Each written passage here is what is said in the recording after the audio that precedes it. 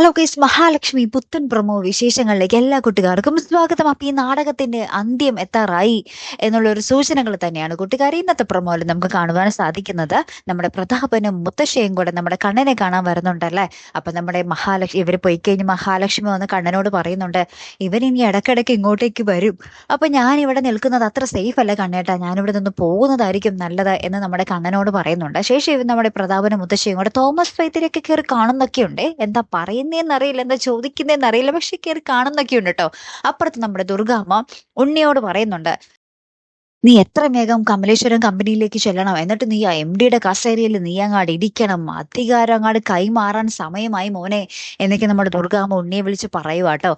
അപ്പൊ അവിടെ അതിനുള്ള ഒരുക്കങ്ങളൊക്കെയാണ്. അപ്പൊ നമ്മുടെ കരുണയ്ക്ക് ഇതൊക്കെ കേൾക്കുമ്പോൾ ഭയങ്കര സന്തോഷം. കരുണയ്ക്ക് ഇതിൽ പരം വേറെ ഒന്നും വേണ്ടല്ലോ അല്ലെ.